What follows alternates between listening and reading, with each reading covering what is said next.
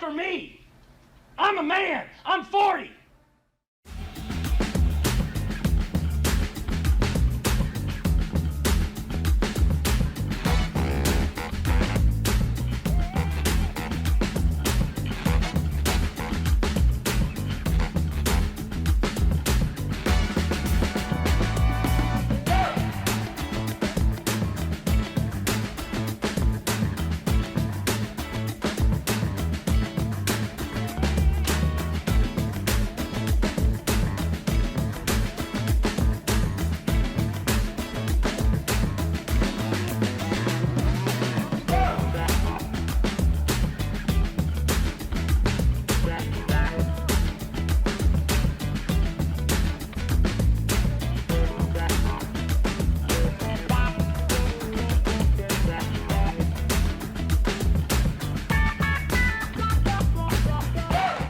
Hey, what's up, everybody? Welcome into a brand new episode of Moving the Goalpost. I'm here with Liam. Liam, how are you doing?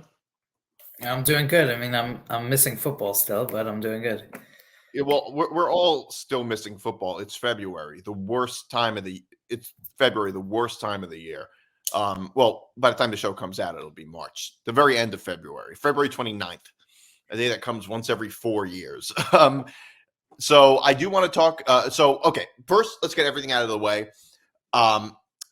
Follow us across social media. Follow the show. Follow Move the Goalposts on social media at MTGP ETB. Make sure to like and subscribe at MTG ETB on Instagram, Facebook, Twitter, and TikTok. Follow Empty the Bench Network on at ETB Network at Instagram, Twitter, Facebook, and TikTok. You can follow us on YouTube at youtube.com/ETB Network. And you can follow us and you can find our podcasts at etbpodcast.com. And you can find our show wherever you get your podcasts. Listen to Moving the Goalposts, wherever you get your podcasts, Spotify, Apple, whatever. And make sure to like and subscribe. And we are presented by Wolf Spreads. Hold on a second. All right. So are you looking to get involved in the action while rooting for your favorite team? Have you ever had a friendly debate on who can pick more games correctly? There's all this talk about parlays, lines, and over-unders make your head spin, and you want to learn more about the sports betting hoopla? Gamble with us and come check out Wolf Spreads. All NFL season, we've been running a sports betting competition completely free on Wolf Spreads app. Here's how it works. Everybody gets 2,000 fantasy dollars. That's fake money to bet on the action. Whoever can profit most with their 2K bankroll wins. And if you're not an NFL fan, don't worry. Wolf Spreads has competitions available for the NBA, MLB, NHL, and college football and basketball. Put fantasy dollars on the over-under, the money line, or the spreads. Competing for bragging rights with your fellow players while having additional fun watching sports. And not risk losing your house in the process. Wolf Spreads. Sports betting for friends who love the action. All right. So let's get into the show.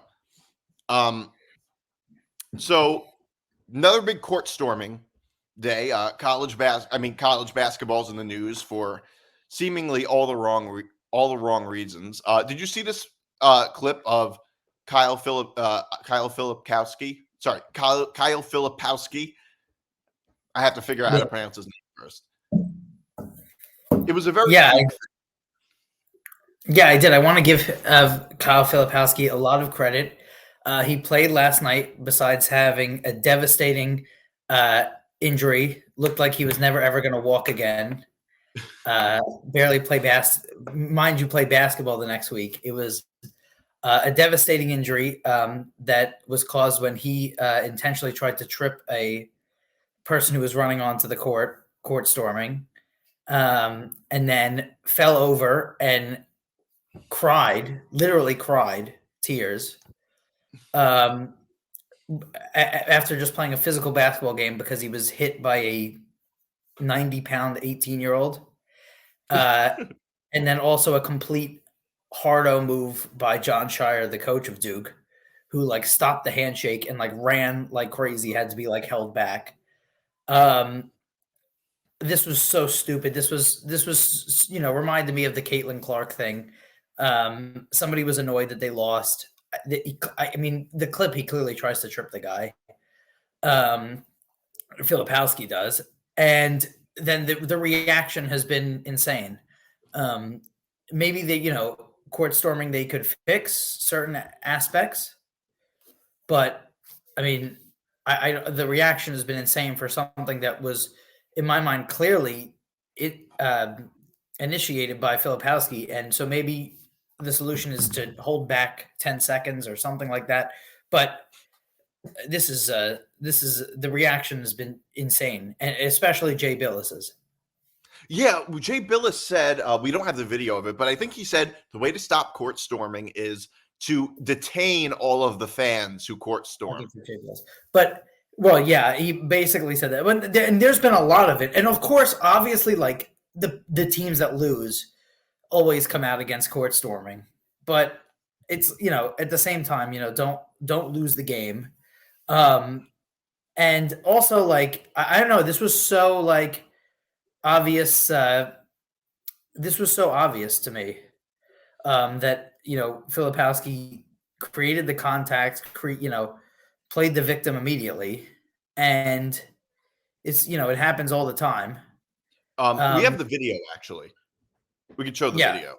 1.8 to go. Duke down by 4. On the inbounds, it's picked, and the party is on in Winston-Salem.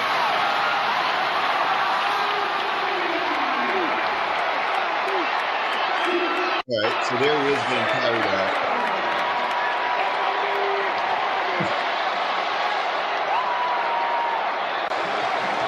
Kyle Filipowski is being helped off by members of the Duke staff.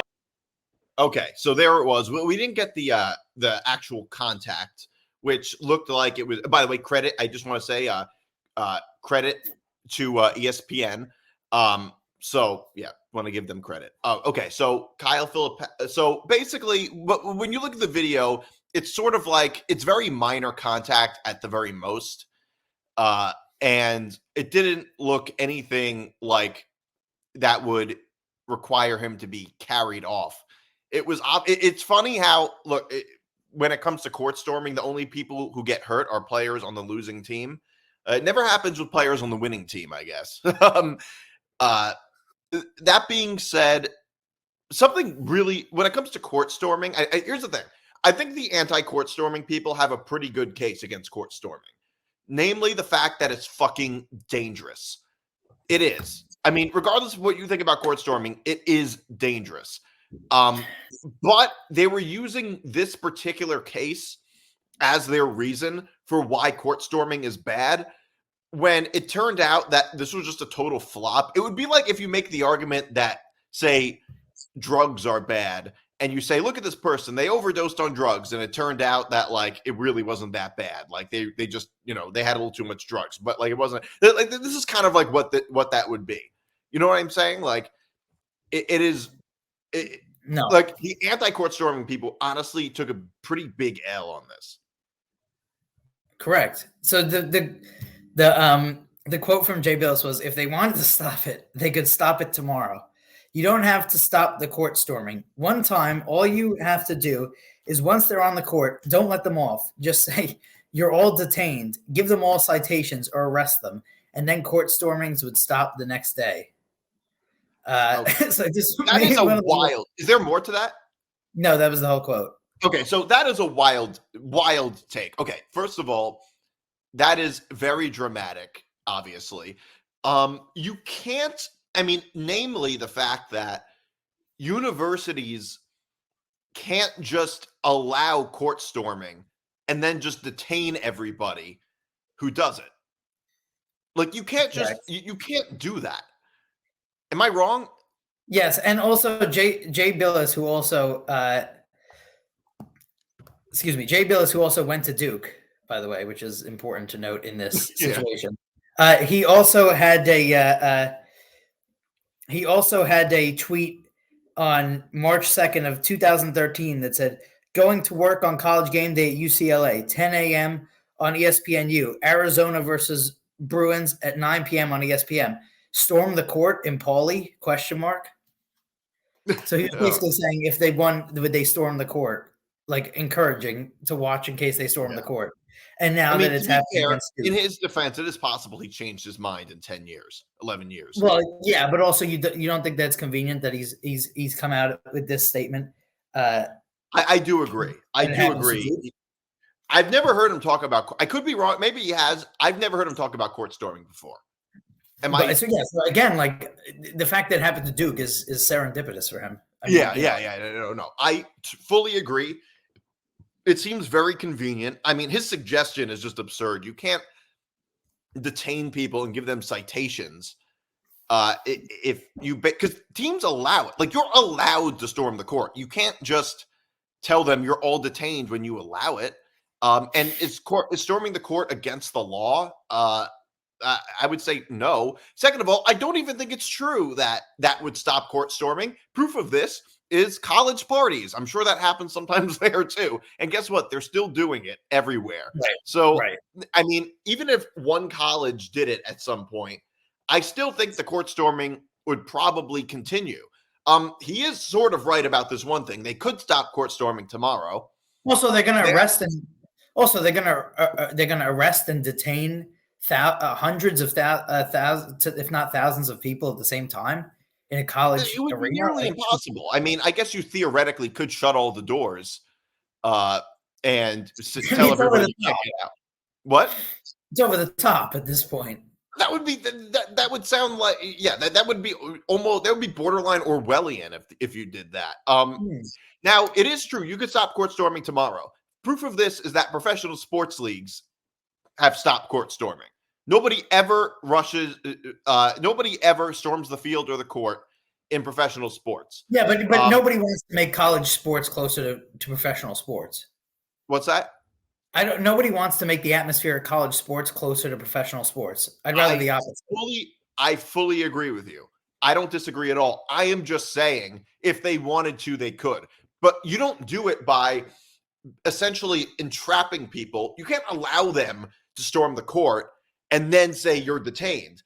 You would have to have just really good security that doesn't allow anybody to run onto the court or the field. That's what you would have to do. And my honest view is most colleges really don't have any desire to do that. I don't think it's a big deal, though. I really don't. I don't think it happens tons of times.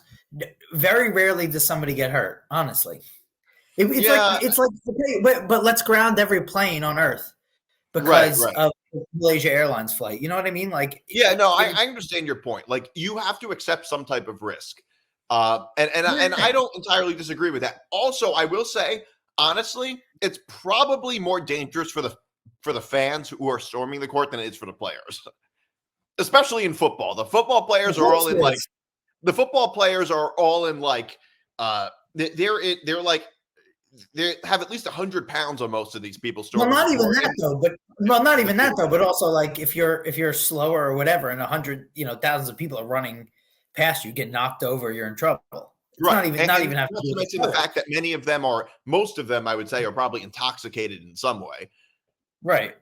And that alone would make it a lot more dangerous. And given the fact that these are athletes, some of them might even be professional athletes, and basketball players are really tall, and NFL players weigh 100 pounds more than most of them, and they're in pads. Like, I can't imagine it would be as dangerous for an NFL for a college football player than it would be for the fans storming the field. I mean, like. And I will say this is, as you talked about your unwritten rule with court storming, I think this fit it. This kind of fit the time when it's okay to storm the court. Well, some people would say that I saw a couple people, I think Don LaGreca had this a take, which was that Wake Forest was favored in the game. They were. Probably because they were the home team. Right, but also Duke is ranked high, and Wake Forest is not ranked, and Wake Forest really needed that win to help them get into the tournament. Yeah, and of course as a rival school and stuff, I agree. And also, anytime that you're a school that's not a blue blood and you beat Duke, I think that it's appropriate as well. Well, it depends on how good Duke is that year, but most of the time it probably would be. And I would say Duke is probably good enough. Yeah, no, Duke doesn't really have any down years. Yeah, I mean, I will say though, it's like to make the tournament. Yeah, Well, I mean, but a lot of blue blood programs have down years, and I don't think beating a blue blood program would necessarily warrant court storming. But I think a blue blood program having a good year would warrant court storming. But I'm sure you'd agree with that. I mean, UNC has had some bad seasons. I wouldn't say beating UNC any season would be worthy of court storming. Sure. First of all, I'm sure Wake Forest was favored. I don't think it's strictly based on. I don't think the rules are strictly based on who is favored. I mean, they were probably only favored by 1 or 2 points. And I don't think that kids took the like. I don't think that there were kids who were like about to run on the court and they're like, you know what? Actually, the betting line favored us. Forget about it. Like, forget about it. Yeah, obviously. You know, so most people would have most people would probably bet Duke if they saw them underdog against Wake Forest as well. I'm sure that's true. Like even the betting lines aside, nobody really looks at Duke as an underdog in that game. No, not really. They were technically underdogs, though not by much, and only, like I said, only because they were the away team. I mean, they have a much better record. And yeah, I don't think Wake Forest fans would have ever felt like underdogs. But yeah, I mean, it's just that. I also feel that, like, if you're Kyle Filipowski or any type of star player that tries to, like, make a big stink at a court storming after the game, I don't understand the incentive, especially nowadays with all this technology and everything being on video. And it's going to get exposed. I don't understand the incentive to do that. Like, don't you realize it's going to make you look really bad and the public is not going to be on your side? And like, if you were to get really, like, actually hurt or something like that, I would understand it. But I don't understand the point of flopping after, like, everybody is going to bring up the fact that you lost. Otherwise, honestly, this game is not even a story if not for the court storming. It's not that big of a story. Well, it's not for the guy, and even with the court storming, if not for this big stink that was made after it. Yeah, no, exactly. Storming. No, I totally agree. And the point is that them losing wouldn't have been that big of a story. But now, like, because of the complaints, you're essentially shining a bright light on the fact that you lost. Right? Like, otherwise, we wouldn't remember what happened on that game because it's such a random regular season college basketball game in February. Like, correct. Like, it's about as random as it gets. There was also some Texas versus Texas Tech chaos that went on. So we do have a video of it. We have this video. Matthew McConaughey, who's the minister of culture, but he's probably the chief of staff in that department. And there's Brock again, coming right at us. Oh, look out! Coming right at us. Woo! And right in front of our table, tempers flare between these two heated rivals. That was interesting. All right, so afterwards, we didn't play the whole video, but afterwards, because it's too long, afterwards, the Texas Tech fans threw things on the court, and I think it led to the Texas Tech getting a technical. I forget what it was exactly. You might know this. If fans of the home team throw things on the court, the team gets It depends. So there was some type of penalty for it, like a technical foul or whatever it was. Yeah, it depends on the situation, but I think they did get a tech in this situation, and they also were called for a flagrant Texas on that. Yeah, they were called for a flagrant too. So I will have to say, I am very anti throwing things on the field or the court or whatever it is. And I really think that they should not. They obviously shouldn't allow it. And they should deal with fans who do that. And I will also say I am especially against it in this case. This was the stupidest reason to throw things on the court. Usually when fans throw things on the court, it's because the team gets screwed over because of a bad call late in the game or something. This is like, it was stupid on both sides. It was stupid on one hand for the guy on Texas, Cunningham, to make that hit because they're up 25 points. Like they're killing them. Why are you why are you trying to be like Draymond Green in that case? And what was so clearly a dirty hit, you're up 25 points. Like, I don't understand what would warrant him to do that. Even if he pissed you off in some way before, you're winning by 25 points. What is the point in doing that? Like, I don't understand that. But the Texas Tech fans doing it might have been the biggest idiots, because the guy got a flagrant 2.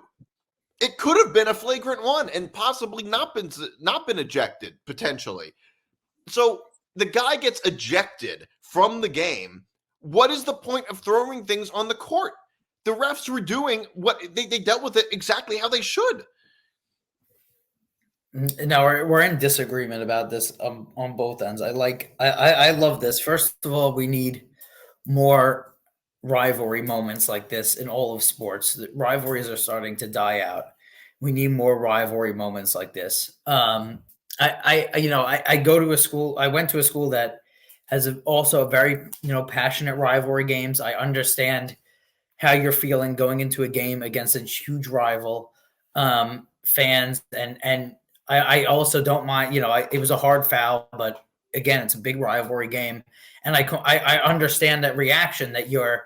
Maybe in hindsight, you're thinking, well, I shouldn't have thrown something on the court, but I understand in that situation when you're, that charged up during a game, you throw, that's just how it gets, especially during a rivalry game, and it's going to get intense in there. And I actually understand there's a lot of anger in the stadium, especially because they're losing by a lot. This is just what heated rivalries are, and I think that. I think that we need more rivalry moments in sports. I love rivalry moments. First of all, I want to be clear. I'm not saying I don't enjoy this. I do enjoy it. I mean, like I said, this is otherwise pretty, I wouldn't say meaningless. It's meaningful, but like not that big of a story of a game. And in a sense, I do think it's good for the sport. I think a lot of things are good for the sport that they shouldn't allow. Or at least in a sense, good for the sport. Good for us in a sense.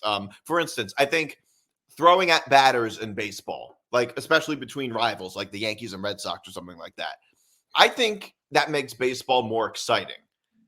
I think steroids in baseball make baseball more exciting. That doesn't mean that the leagues should necessarily allow it, because like in this case, that was clearly a dirty hit.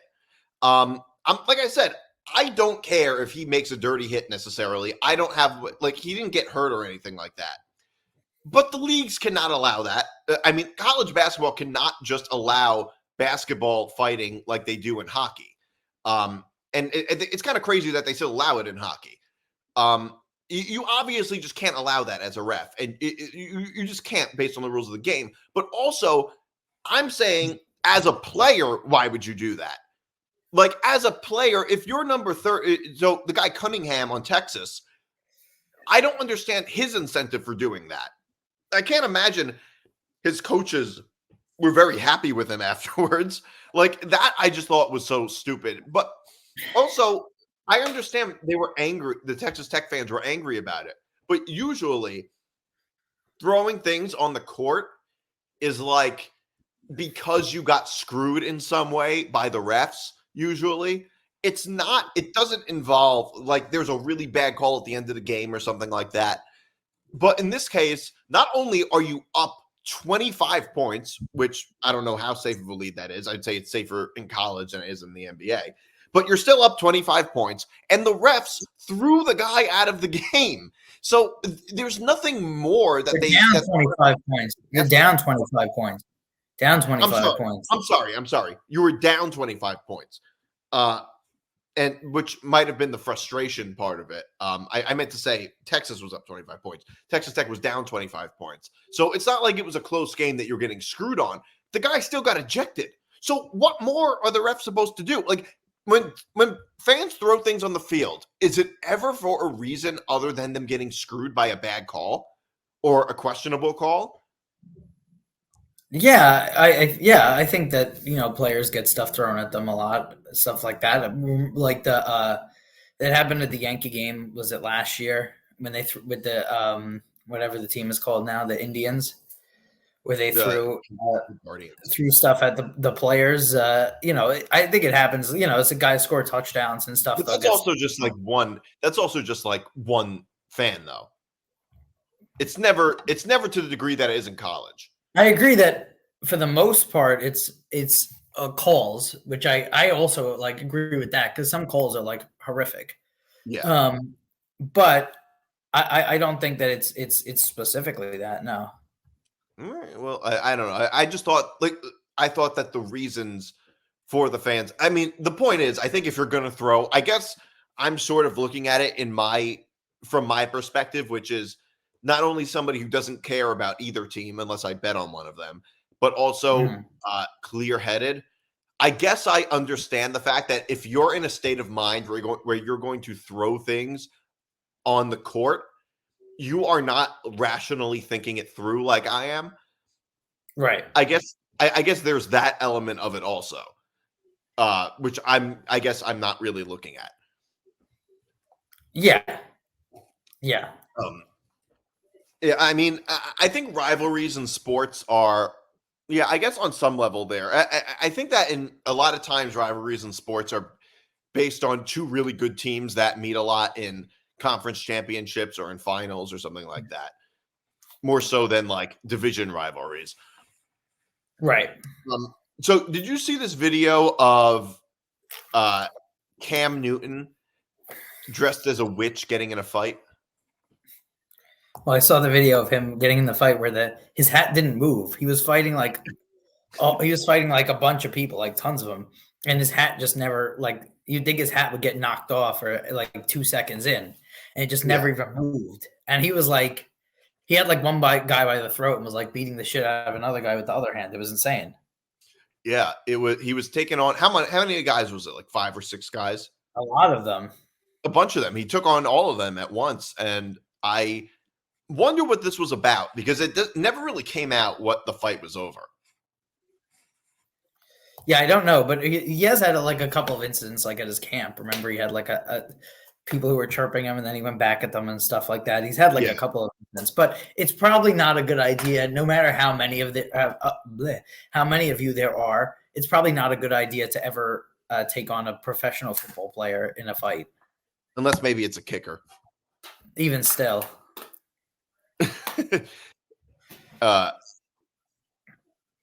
So Cam Newton attackers speak out after brawl. It's typical Cam behavior. Right. That's funny. Yeah.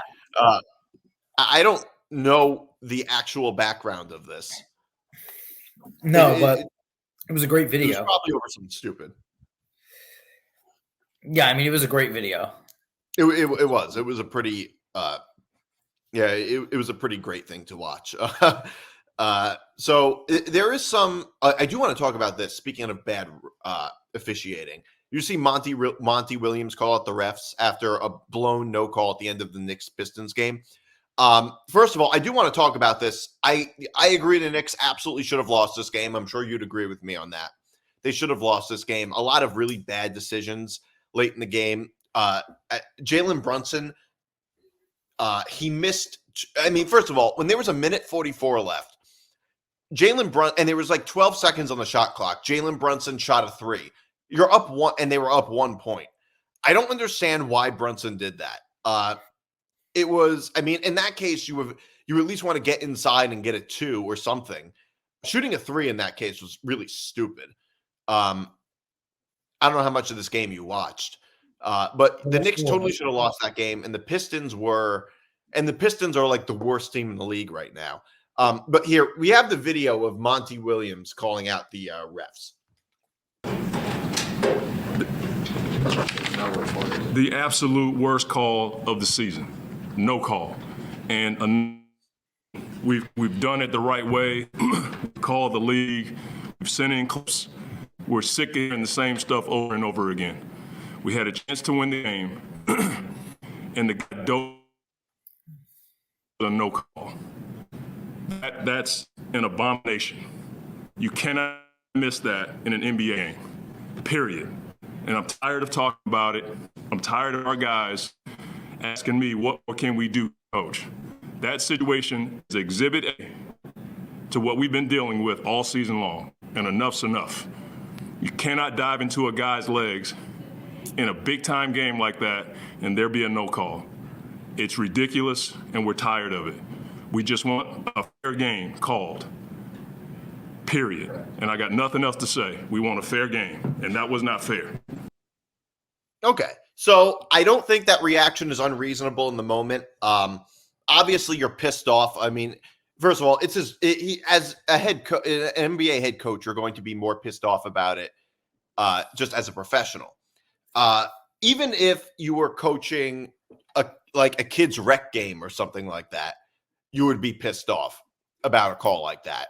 So I can only imagine, considering it's his job, he'd be a lot more pissed off about that. And I just, from his point of view, I can't blame him for that. I mean, look, the Knicks have been screwed over by calls too. I'll take the win, obviously. But what was your reaction to it? I didn't think that the no call was as egregious as most people thought it was. I didn't think it was that. I mean, they both went for the ball. DiVincenzo banged into him. Upon the replay, I guess you could say it was a foul. First, two things. One, it would have been a loose ball foul. They wouldn't have even got the two shots. Secondly, even if they got the two shots, that he could have made them and the Knicks could have hit a three. He could have missed both of them. There's no guarantee that they win the game. Obviously. Like when the Knicks got beat by Houston, if they didn't call the foul call that wasn't a foul, the Knicks would have won because he missed the shot in the buzzer. But I don't know. It was a bang play, I felt like, literally. And it happened really quick in a chaotic loose ball situation. Everything that you're looking at is on replay, right? It's not in the moment that it happened. I also think that over a course of an NBA season, people aren't going to like to hear this, but over a course of an 82-game season, there's going to be really bad calls, and some of them are going to not go your way, and some of them are probably going to go your way. I mean, it's not, I don't think that it's unevenly distributed. It's not, we can go on and on about it. It's tired. We're tired of it. We've sent stuff to the league. Bad calls are not why the team is 9-49. I'm sorry. And so, I understand that maybe this was a bad call. Also, it probably benefits the Pistons more to lose the game. But, I mean, I didn't think that it was as egregious and no call as people thought. And by the way, I had the Pistons money line at 7-1 in this game, and then the next night I had the Mavericks money line at plus 250 the night that they lost on a half court buzzer beater. What was the spread in the Knicks Pistons game? 14 7 and a or half 8 or something. 14. No, I I think it was 14 and a half. Really? That's crazy. The Pistons were 7-1. Yeah, that's. I put down like 20, like $20 to win like 140 or something. Yeah, it was a lot. And to be fair, I completely agree with everything you said. That is not why the team isn't good, and I don't see any evidence that, because I understand Monty Williams getting mad about that call. I will never get mad at a coach or a play or players for being angry about them getting screwed. The one part that he said that I thought was a little odd was when he essentially suggested that it only happens to them, or that it happens to them disproportionately. Like he says, "Oh, we've sent this." I mean, I don't remember. I could be wrong about this. I don't think me or any of our listeners or viewers follow Pistons basketball that closely. But yeah, they do. But what else was he referring to? I don't remember the Pistons. I don't ever remember discussions about the Pistons being disproportionately screwed over. You should never. This is the other thing that people don't understand is, okay, you should never be in a position. If you put yourself in a position in a game where one call can lose you or win you the game, then you haven't done that great in the game. You shouldn't put yourself in a position anyway where one little call can change the entire outcome of the game. Well, yeah, I mean, everybody is in that position though at some point. And the Pistons should have been killed by the Knicks. The Pistons should have been killed by the Knicks. I mean, but yes, I don't entirely disagree. But I mean, I was just going to say that, like, I didn't understand what else he was referring to. And also, you have to remember, it is a bit of a defense mechanism for the fact that the team is 9-49. Like, I do think that it is very much a defense mechanism. And the Pistons have lost a lot of close games, and they're a very young team. And they're like one of the 5 youngest teams in the league or something like that. So based on that fact, realistically, they're going to be at a bit of a disadvantage when games are close. And I understand, like, look, I think the season is frustrating for them. And with Monty Williams as the head coach, and it is easier to see yourself as a victim of being screwed, especially when your team isn't good. It's just human nature to emphasize that fact. When in reality, I think in this particular situation, they kind of got screwed. But the truth is, every team does. The Knicks have been screwed too. And Right. It's never this much. I mean, I also think criticizing the officials, I mean, first, you're not allowed to do it. You get like fined after the game. Although it is a little bizarre that you're not allowed to criticize the officials when the NBA literally criticizes the officials. Like, Right. they do the same thing. They said they were wrong about the call. Right. So they can say that they're wrong about a call, but players and coaches can't. Doesn't make a whole lot of sense. Right. It's like, our bad. Here's a $25,000 fine. Like, Yeah. And I will say, like, I don't think that, like, the thing with the NBA is that the NBA has the worst reputation when it comes to integrity, when it comes to officiating. The NBA has the worst reputation. Like, they really can't catch a break when it comes to this stuff. So it really hurts them the most, I think. yeah, I agree.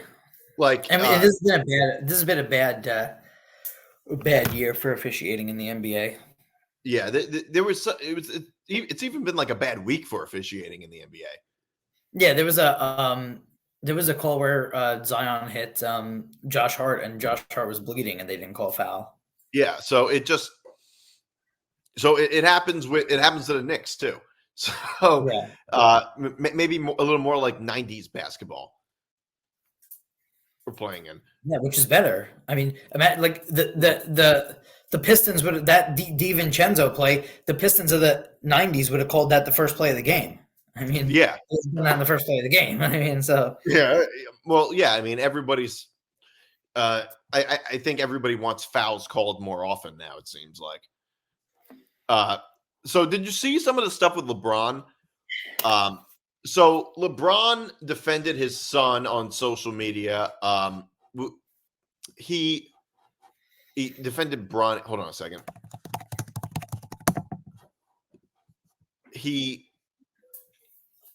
So basically, some background on this.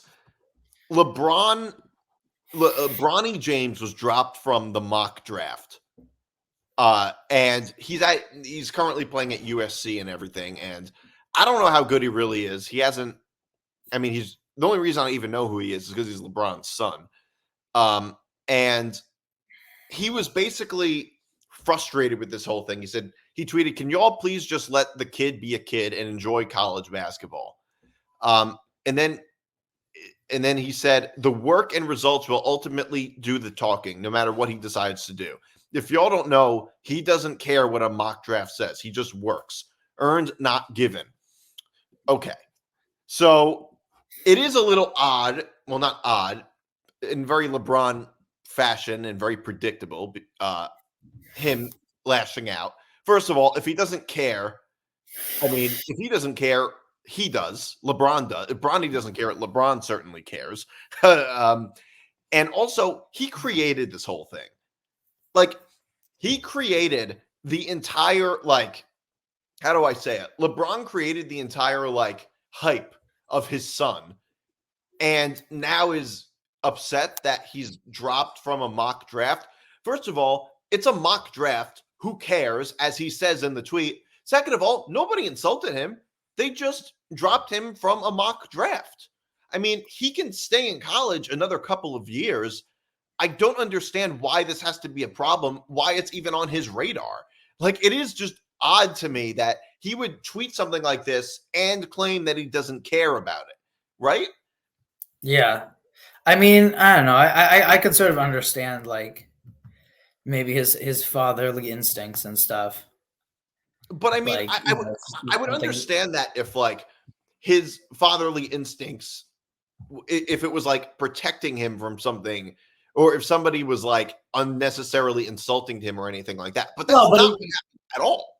No, I could see it. I could see it, and I think that he's very opinionated on the thing, and yeah, I agree. But I don't know. Maybe Bronny doesn't care about mock drafts or whatever. Maybe he just because he didn't say anything. But I don't know. I agree. I don't. I agree with LeBron. Like I think that I agree with why he did it. Like I could see like how you would feel as a father when seeing your son talked about a lot or whatever. But like I don't disagree. But like nobody was talking about him. It was. I don't know what he's referencing though. He could have seen other stuff than just the mock draft. He could have seen comments on it or whatever. Right, but like but what he mentioned in the tweet was specifically the mock draft. I just think that also like I don't know like I just think that also like I never will get like really rich like celebrities and stuff being triggered by online like comments. That's what I'm saying. Like that's what I'm saying. Just in general, not even just like LeBron. I mean, there's a lot of like I think that people have to realize like what kind of like a cesspool the internet is. Yeah, especially celebrities. Remember that thing with Kurt Schilling with his daughter? There's a lot. Well, no. I'm specifically talking about the social media thing with his daughter. And a bunch of people on Twitter said some wild things replying to his tweet about his daughter. I think she was maybe 17 or 18 years old at the time, probably maybe early college, something like that. And they said there was one comment that said, your bloody sock reminds me of her and things like that. And just all of these crazy things that I was 17 or 18 we were 17 at the time. I couldn't even imagine saying even anonymously on social media. And they were really, really just awful things to say to somebody about their child. But I thought the fact that he ended up chasing down like all of them and like doing background checks and got all of them fired and everything. And just all of this crazy things that he did. And it's like, people say those types of things on social media all the time. I guess there is, and this was a lot worse than like LeBron's thing. I guess there is a certain amount of celebrities. Like, I don't know. I find that rich, famous people often can't take jokes or mean comments. Yeah, or like not even jokes. Like somebody who's like a music artist. I won't name like a specific name, or someone will be like, "Oh, this song sucks." And they'll go back at them. Well, the person that's commenting will never, ever get a song out into the open. And you have a song that's streaming millions and you're making millions off of being famous. Like, why do you care what this idiot says? Like a lot of people who comment negativity, like a lot of people who comment negativity on the internet are probably like have a lot, their life is probably not the best. And that's, makes it feel better to comment negativity. So I also think it's like, once you step back and realize that, like, it's like, okay, like this person is not, this is not something that I should worry myself with. Right. Well, yes. I also think that a lot of most famous people in some way are a little bit different from us in the sense that they're specifically, professional athletes in particular, most of them were prodigies since they were kids, and they're really used to being praised so much, and they're just not used to criticism, many of them. LeBron is like a god to some people, and LeBron was a prodigy since he was a kid. It is no secret that LeBron is very sensitive. Kevin Durant is more sensitive than LeBron is, and it just seems so silly from our perspective that they're so sensitive to people who are so irrelevant and shouldn't. Kevin Durant though is better with online stuff. Like Kevin Durant is better at like pointing out like this guy's a fucking bum. Like this, Yeah, no. I completely agree. I'm just saying from our perspective, it seems so absurd when like rich famous people have that reaction. But I also understand the fact that they're just used to being rich and famous.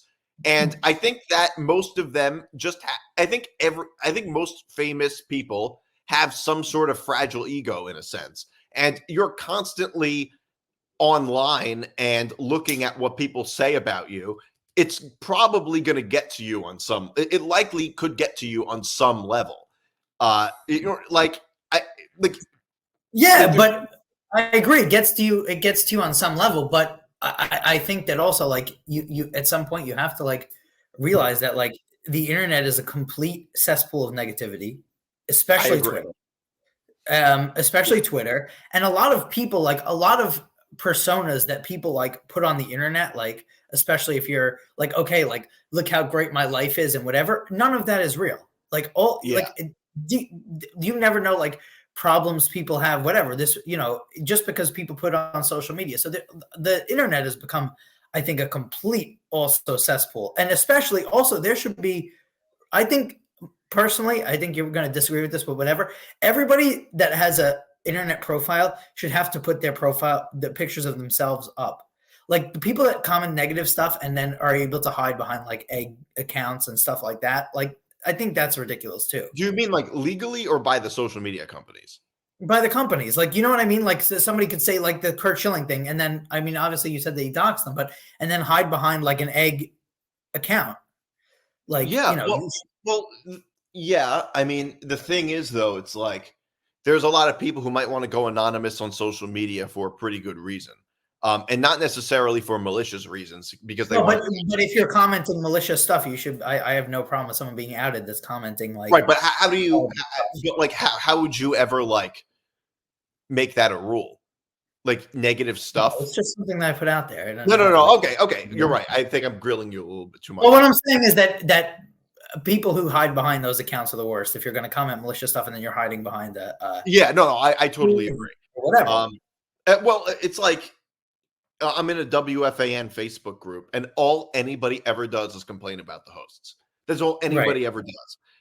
And it's like none of like I don't know what are you doing? But not only what are you doing? It's like why is it only ever negative about the hosts? I mean, none of them are really. Like they complain about often the silliest things. It's everything. It's you can see like comments like it's everything. Like even like like New York is terrible or LA is terrible or whatever. People commenting. It's like you look at the person like, well, you've been on your phone all day, like so you must not have much to do. Like wherever you are, whatever. Like people, I think that the internet has certainly made it. The internet has made the world better, but it's also made it worse in a lot of ways. Yeah, I mean, I think that I know this sounds like kind of a hot take, but I honestly think the internet has made people smarter, but seem stupider. Right. Like, I think that it is probably true. I can't prove this, but just a very educated guess and using common sense that the population is smarter because of the internet, but seems stupider because stupid people are putting themselves out there disproportionately. Yeah, the squeaky wheel is the loudest. Right, exactly. Basically. So we see things like the milk crate challenge, right? Which you could literally break your back from. Like one of the stupidest possible things you could do, the milk crate challenge. Right. And it leaves the impression that we're getting stupider as a society. But the truth is, people were always stupid. We just don't see it on video. Also, I mean, Alexander Hamilton was killed in a duel. Dueling is the stupidest thing you could have done, and that was commonplace. And I'll give you something else that the internet's done. Did you see the video this week with Durant when he ran onto the court in Dallas? No. And he was running up onto the court in Dallas, and a fan called him a bitch, and then he went over to him, and she was like, "Oh, give me a high five, give me a high five." The other thing I think the internet's done is it makes people think, especially we're on the internet a lot, that you can get away with saying stuff in real life. Yeah. Like you could call Durant a bitch or whatever, or somebody a bitch, but it, like in like real life, that's not going to like fly. Right. And I think a lot of people have fallen victim to that. Well, I think that if you talk to public figure, or at least like public figures publicly often say that on Twitter, on social media, everything is negative, but in person, everybody is very nice. Correct. And like that's what most of them say, that hardly anybody ever says anything negative to them if they see them in person, but everything is negative on Twitter largely because of the veil of anonymity, but also because you're not talking them face to face. Like almost like how when you're driving, you will call the person in the car next to you a piece of shit or something like that, or give them a dirty look, but you would never do that face to face. It's a similar sort of thing with social media. But what we're referring to is not even that. Right. It was like the Bill. I don't know if you've ever seen that Bill Maher thing. He was like, Bill Maher said you could tweet out "Good morning" and people on Twitter would have a problem with it. Yeah, and that's probably true. I today's not a good. Right. Yeah. Oh, it's your good morning in your privileged world, or what, whatever. Like, I understand like negativity on the internet, but I just have never understood people who get negative, who care about negative reviews and mock drafts, whatever. Who cares? Tom Brady was a sixth round pick. You know what I mean? Who cares? Well, Tom Brady being a sixth round pick actually probably made him the quarterback that he was, because he came in with such a chip on his shoulder. Yeah, that very likely is true. And that's true about a lot of great quarterbacks. They were they're not necessarily 6th round picks, but they were like in some way turned down or told they weren't good enough. Aaron Rodgers. Aaron Rodgers is one of them. And another thing is like, okay, like for instance, like KD got like he was getting annoyed about one of the reasons he left Golden State, which he shouldn't have done, was there was a lot of talk of like his legacy with going to Golden State and winning titles. Who cares? Who cares what people say on TV? You just won a title. You just won a title after that. Who gives a shit? Yeah, no, I totally agree. Well, like I said, KD I think is overly sensitive, way more than say LeBron. They shouldn't be. No, them saying on ESPN that your legacy is affected doesn't take away rings that you have. It doesn't take away the money you've made. It doesn't take away anything. I mean, it doesn't matter. And it's somebody who, a lot of people who will never win an NBA title or barely play in the NBA. So who cares? Like, a lot of them are probably fans who will never even see their team win an NBA title. Right. It doesn't matter. Kevin Durant has 2 rings. It doesn't matter. You don't look at that and say, with who? Yeah, no, I totally get that. I agree. Like, it's why I didn't blame him for going to Golden State in the first place. It's like, what is he going to do? Not give himself the best chance to win? If you care about rings, then you got to do what you got to do to win rings, to win championships. And I don't think sports fans always I don't think that the public in general, it always makes good arguments. Like, I don't think the argument that wins with the public is always the argument that actually makes the most sense. Correct. In sports, for instance, like how obsessed with rings when it comes to quarterbacks are sports fans. That is the argument that wins with the public, but it's not the argument that actually makes the most sense. Right. It's extremely only one team wins every year. Only one team can win every year. Exactly. So how many would you how many? And it's also not an argument that fans are ever really consistent with. Nobody would ever say Trent Dilfer is a better all-time quarterback than Dan Marino because he has a Super Bowl and Dan Marino doesn't. So the public's perspective on athletes is pretty stupid a lot of the time. I'll give you the dumbest one for that one. You know what the dumbest one is? Which one? Wins as a pitcher. Yeah, except I think most of the public. Jacob deGrom would have had Jacob deGrom would have had 30, 20 something more wins if his teams had scored more than 1 run in some games. Yeah, that's a dumb stat as well. What was his name? There was a pitcher, Jeff Smarja, who was a pitcher on the White Sox. He actually he played football at Notre Dame.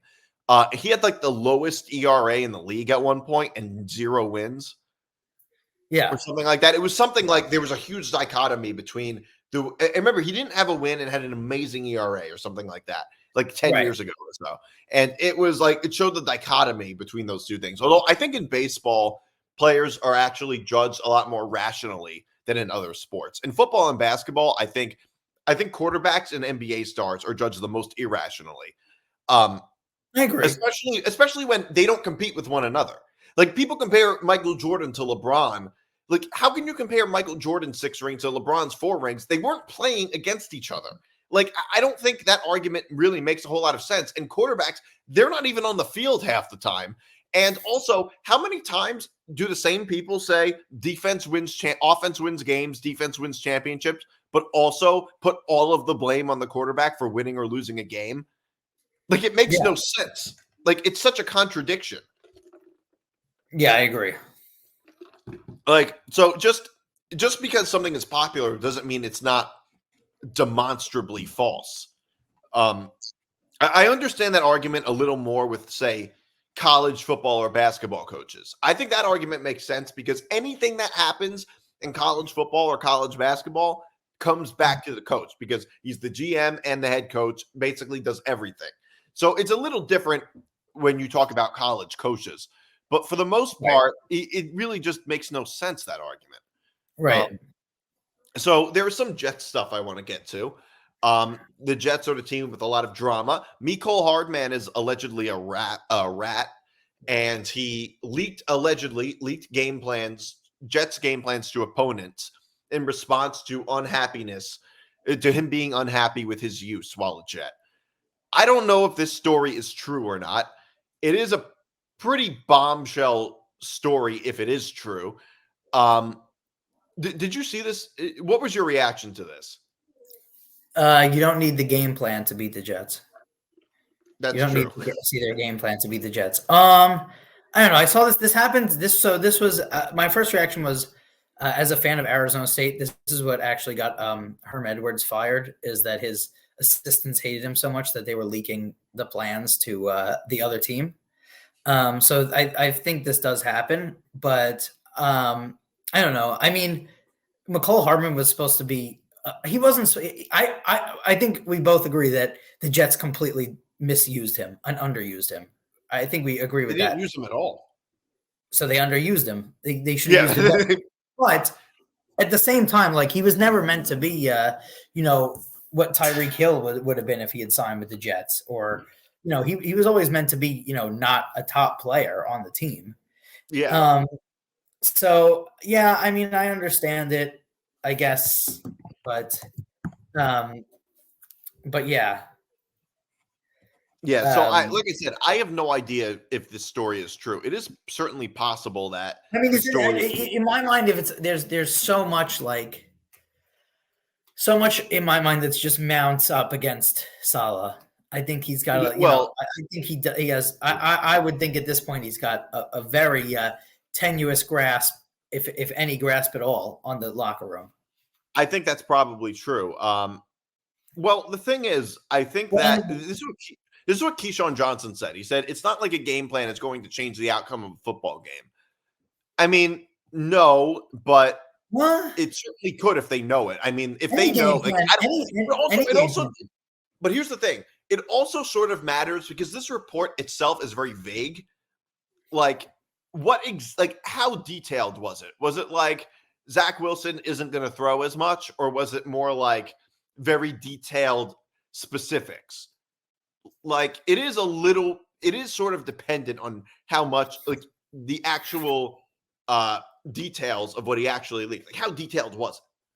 Well, and it shows, and it's important also because it just shows the dichotomy of what's going on with the Jets right now, which is not good. I mean, I think the Jets are going to start to become on the level. Now, obviously they had an injury, but they're going to start to become on the level of that Brooklyn Nets team from a couple of years ago, I think, which is they've got a lot of good players, and then I think it's just going to explode from the inside. I mean, it doesn't look good. You've got, now that they've told Wilson that he could seek a trade.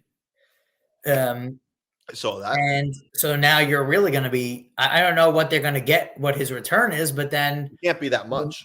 Then what happens? But then they're kind of up the creek without a paddle again when it comes to backup quarterbacks and everything. They've got a lot to figure out. That's the issue they have, is they've got a lot to figure out.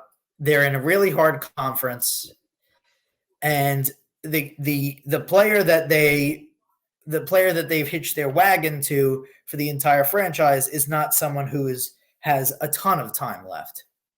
Yeah. And no, that's absolutely true. Every single day, there's less and less time. Yeah. Yeah. No, I agree. I think it shows the incompetence of the team and everything going on in the locker room. Well, a team that don't you think that a team that has the longest playoff-less streak in North American sports, especially when they've made it easier to make the playoffs, has to have a good deal of incompetence going on. Yeah, and I think it's consistent. And obviously, I've been around for a lot of it. So yes, I do think there's a lot of incompetence going on with the Jets. That this is no secret. You don't even need to be a sports fan to know that. I mean, a good organization would have foreseen that there was a possibility of Rodgers getting injured. Right. You know, and also probably that we shouldn't let this guy dictate every single thing that goes on. Right. I agree. And but everybody knows, and I'm not saying he shouldn't have any say at all, but I don't think players should be GMs. At some point, you just have to tell him, okay, we'll have to make some type of compromise because he's a player and not a GM for a reason. And also there has to be a middle ground. Yeah, I mean, I don't know. They're just in trouble because I just think now if you have a bad year as well next year, if they have a bad year next year, if they don't make the playoffs, Saleh will be fired, guarantee you. Definitely. If they don't make the playoffs. So now you're starting with a new coach again. And now what are you going to do with Rodgers? What do you do now in terms of a backup quarterback situation? Then do you draft a quarterback next year if you have a bad year? Like, I just think it's not looking that good. Yeah. No, I totally agree. And did you also see the Jets are leaving ESPN New York? Yeah. ESPN New York is losing its FM status anyway. Is that true, or is ESPN just leave? Or so ESPN New York is not going to be on 90 what is 98.7? Yeah, it's only going to be on 1050. Okay. Interesting. Which I mean, I don't think that really matters much anymore. I listen to ESPN. Well, I listen to ESPN Radio. I listen to ESPN. I listen to the Michael K show on ESPN Radio, but I listen to the podcasts of it or the stream on ESPN app. I don't know how many. The vast majority of the money is coming in from ratings. I mean, the podcast helps a little bit, but I think they care the most about ratings. I don't think they care about stream it from the app, though. You could stream it from the app, which is maybe they care about that, but still, most people have both radios stations. Well, most people, but don't you think it would hurt them a lot if they're not on? I mean, half the people listening in the car at least are listening on FM, right? Well, I think it's just but I think it just has to do with it being sort of a dying medium. I mean, WFAN went bankrupt, a month ago or so. So I think that it just has to do with it being a dying medium more than it has to do with. I mean, a little bit, but if anything, they would. I mean, I think FM, if anything, is more. I mean, a bunch of stations ended up going to FM instead of AM. I mean, the good news that ESPN New York has is that they don't really have a lot of stiff competition in terms of shows, only in the morning. But the other station doesn't really have a strong lineup in the midday and afternoon. True, they don't. Especially in the afternoon. Yeah. So yeah, that part of it certainly. But I mean, ESPN. Well, yeah, I mean, you have the K show on ESPN New York, and you could say the same thing the reverse. Outside of the afternoon, they don't have WFAN doesn't have very stiff competition. No, but they've one's gone bankrupt and one is losing its FM status. So, and also the other thing that WFAN has over ESPN New York is that ESPN New York is not like a monolith for ESPN, where the main company of WFAN, the radio station, that's their main thing. Like ESPN Radio is not ESPN's main priority or moneymaker. True, although WFAN is a part of Odyssey, but I will say WFAN probably ranks higher on Odyssey than on Odyssey's priorities than ESPN New York does for ESPN. Correct.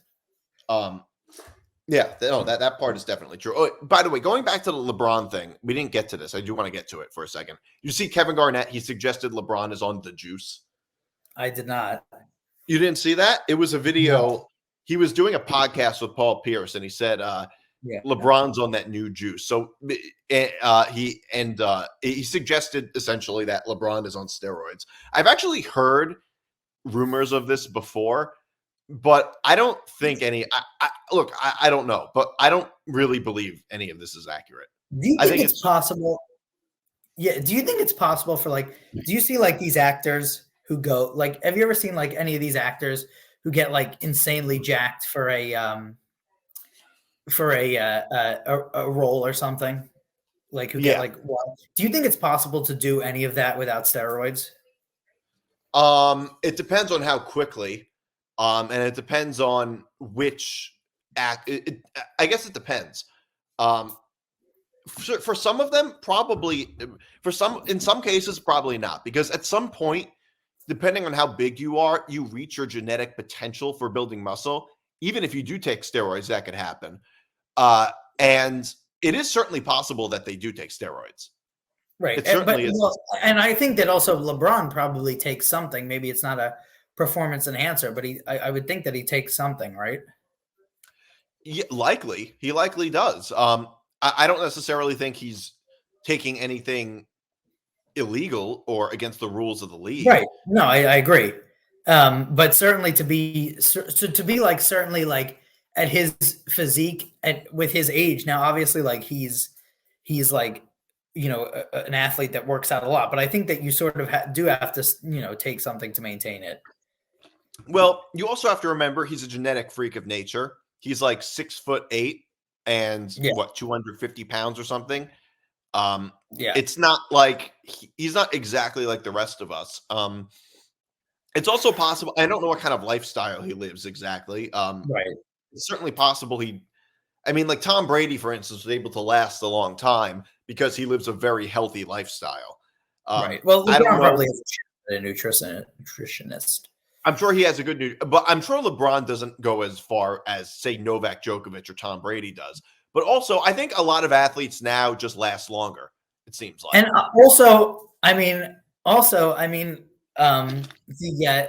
did you see that quote from I think it was from Aaron Judge, where he was basically talking about a lot of Yankee players got hurt in last season. And he was basically saying that a lot of them were coming into camp out of spring training out of shape. They weren't starting their workouts until the season. That's crazy to me. If you're making millions of dollars, basically where your body is the product that you're giving out, you should be in shape 365 days a year. Well, every day, even in the off season, especially, you should be in the gym every day. It's insane. No, I agree there. And to be fair, most of them probably do have workout plans and things like that. It's just that a lot of them don't stick to it. But also, first of all, you can be out of shape and still be a great player. It's just that being out of shape will always hurt you in some way. Offensive linemen are often very fat. Not that you can take the David Wells approach. Yeah. David Wells said he said you can't, which is true. He said you can't pull fat, which is true. Yeah. You can't pull fat, you can pull muscle. But baseball and football are the only two sports where you can really kind of be out of shape. Basketball, it's impossible to be out of shape and play basketball because you have to run up and down a court. It's really impossible. Well, first of all, soccer and hockey. It depends on what position you play in those sports. You can but I'm saying that you could play football and not be in the top tier of shape. It depends also what you mean by top tier of shape. If you're an NBA player and stuff, you're probably doing a ton of cardio. Because but don't forget, for much of Shaq's career, when he dominated the league, he was out of shape. So Shaq was out of shape pretty often. Glenn Davis, he was out of shape a lot too, although he wasn't really a star player. So, but Shaq, when he dominated the league, was out of shape. So there are you could say Jokic is out of shape. Yeah, a little bit. So it's not exactly uncommon for basketball. Let me rephrase it. It is uncommon, but it's not unheard of for NBA players to be a bit out of shape. Right. But it would hurt you a lot more in basketball. And it's less common. There was no CC Sabathia equivalent or Prince Fielder or Dimitri Young equivalent in the NBA. It doesn't get that far. And also I'll give a little tip for all these people who follow and not to say that they don't work, but a lot of people who follow like these bodybuilding and strength Instagrams that give you like the secret with the diet and stuff, a lot of them are using steroids. And a lot of them won't say it. Correct. Mecole Hardman. Yeah, a lot of them won't admit that they're on. A lot of them won't admit that they're on steroids when they clearly are on steroids. So yes, don't. Or even if they're not on steroids, you don't. Not everything applies to you individually. Right. So I don't. I think they were just kind of shooting the shit. I didn't make too much. When I heard about this story, I thought maybe there would be more to it, but it didn't really sound that crazy. But the thing is, in baseball, like I said, you can be a really good player if you play, say, first base or something like that, and be fat. You can't be too out of shape, but to a degree, you can be pretty fat and be a great player. And in football, it depends on the position you play. Remember that picture of Jameis Winston one year with a big belly? It made me think of that a little bit. Did you see this? So I do want to talk about this. Very sad news. Richard Lewis from Curb passed away at 76. I thought he wasn't well. He seemed to not be healthy at all when he was on Curb. He got diagnosed with Parkinson's a year ago, and he did die of a heart attack. This was it kind of shocked me. Yeah, he had a heart attack at home. Oh, okay. But it kind of shocked me because, I didn't know about his Parkinson's diagnosis until yesterday. I was actually just listening to a podcast, The History of Curb, which is a great podcast. And after this podcast, people should check it out. And they were talking about how Larry David and Richard Lewis actually went to camp together when they were kids, and they actually hated each other, badly hated each other. And then they met at a club, 20 years down the line, and recognized each other from camp. And they've been friends ever since. Richard, if you go after this podcast to YouTube, you should look up like Richard Lewis's stand-up from the 80s. Very funny stuff. Yeah.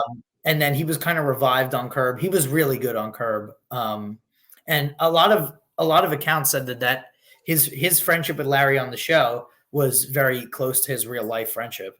I think the funniest thing was the really bad boycott of Mocha Joe's when he was like, I'm never going to go. That's it. I'm boycotting that place. I'm never going again. And then Larry sees him there and said, I said I'd never go there with you.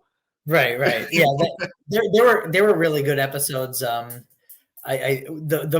first one he was in when, the one where his girlfriend has the peanut allergy is maybe the best Richard Lewis one on Curb. But yeah, he was one of the better characters. And now I know they're in the last season, but they lost two of the better characters on the show. Yeah. In Funkhauser and Richard Lewis. Bob Einstein, he died. Well, I remember they talked about Funkhauser one time after he passed away, and they said they said that he was in China. Right. I thought that was this. I bet that was probably off the cuff. Some more comedy stuff. Shane Gillis on SNL. Did you watch the monologue? I didn't watch a second of the show at all. I don't really live. I haven't watched SNL in a long time. I didn't think the monologue was bad, but I will say I thought the sketches were very funny. Yeah. I like the one with the I did see the one with the gambling. Did you see that one where it was like you can gamble on how your friends? It was very relatable. At rock bottom. That was funny. She's fucking. By the way, this will come out tomorrow. The Knicks are fucking horrible. The one I thought some of them were decent, but I'm not a huge fan of his stuff, but and SNL is like beyond horrible. I mean, I don't really think that the host matters that much in SNL because the people writing the sketches are obviously horrible.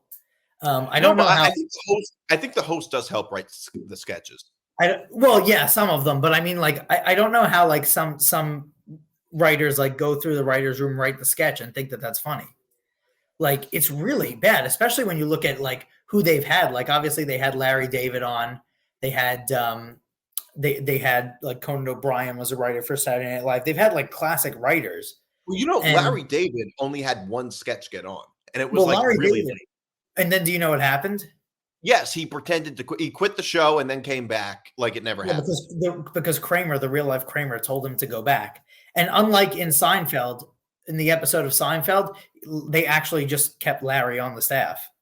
Like he did, and then they quit. But yeah, SNL's bad. And the only good part to me about SNL is a Weekend Update. And then Weekend Update is like a lot of good, funny jokes, and then they break into it with like some fake character or guest that's just so unfunny that it just then ruins the rest of the show. Well, I think the only funny thing left on SNL is when Michael Che and Colin Jost trade jokes. They write jokes for each other. Right. That is good. But yeah, I mean, those are the only two guys, and I think like probably at some point one of them will leave. Yeah. And yeah, I mean, it's really like SNL has done the complete opposite of Seinfeld.